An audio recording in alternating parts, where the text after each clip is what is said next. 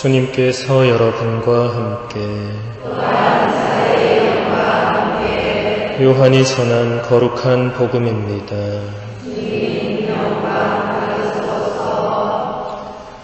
그때에 저 사람이 어떻게 자기 살을 우리에게 먹으라고 줄 수 있단 말인가 하며 유다인들 사이에 말다툼이 벌어졌다. 예수님께서 그들에게 이르셨다. 내가 진실로 진실로 너희에게 말한다. 너희가 사람의 아들의 살을 먹지 않고 그의 피를 마시지 않으면 너희는 생명을 얻지 못한다. 그러나 내 살을 먹고 내 피를 마시는 사람은 영원한 생명을 얻고 나도 마지막 날에 그를 다시 살릴 것이다. 내 살은 참된 양식이고 내 피는 참된 음료다.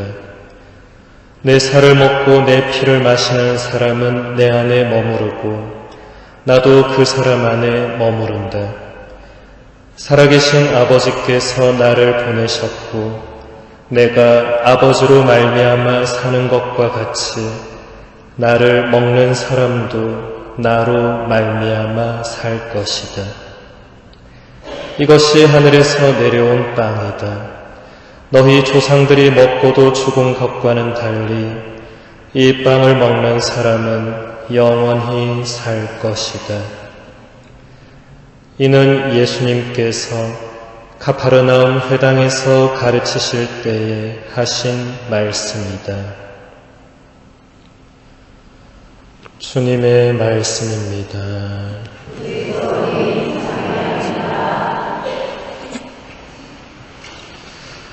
참 예수님, 오늘 독서에서 우리는 사도 바오로의 회심 이야기를 들었습니다. 바오로의 원래 이름은 사울이었고 그는 사람들이 스테파노에게 돌을 던져 죽일 때 그 일에 찬동했던 인물입니다. 또 사울은 교회를 없애버리려고 집집마다 들어가서 남자든 여자든 끌어다가 감옥에 넘겼던 인물입니다. 그런 사람이 이제는 아예 주님의 제자들을 향하여 살기를 내뿜으며 다마스쿠스로 가서 그들을 모조리 잡아오려고 길을 떠났습니다. 다마스쿠스로 가는 길에 사울은 놀라운 체험을 하게 됩니다. 하늘에서 빛이 번쩍이며 그의 둘레를 비추어서 사울은 땅바닥에 엎어집니다. 그리고 사울아 사울아 왜 나를 박해하느냐 하는 음성을 듣습니다. 그래서 사울이 주님은 누구십니까? 하고 묻자 이런 대답이 들려옵니다. 나는 네가 박해하는 예수다. 사울은 베냐민 지파 출신으로서 열정적인 바리사이였습니다. 그가 스테파노를 죽이는 일에 찬동하고 그리스도교 신자들을 박해했던 이유는 그들이 더 이상 율법을 엄격히 지키지 않고 할례도 받지 않고 이방인들을 신앙 공동체에 아무런 조건 없이 그냥 받아들였기 때문입니다. 유대인이며 엄격한 바리사이였던 사울에게 이것은 도저히 용납할 수가 없는 일이었습니다. 하지만 예수님께서는 이런 사울을 당신의 도구로 선택을 하셨습니다. 여기서 하느님 선택의 놀라움이 드러납니다. 예수님께서는 하나니아스에게 이렇게 말씀하십니다. 가거라. 그는 다른 민족들과 임금들과 이스라엘 자손들에게 내 이름을 알리도록 내가 선택한 그릇이다. 나는 그가 내 이름을 위하여 얼마나 많은 고난을 받아야 하는지 그에게 보여주겠다.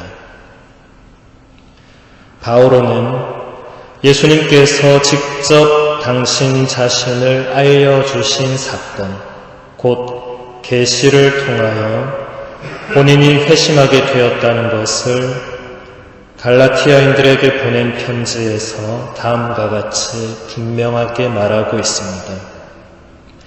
형제 여러분, 여러분에게 분명히 밝혀둡니다. 내가 전한 복음은 사람에게서 비롯된 것이 아닙니다.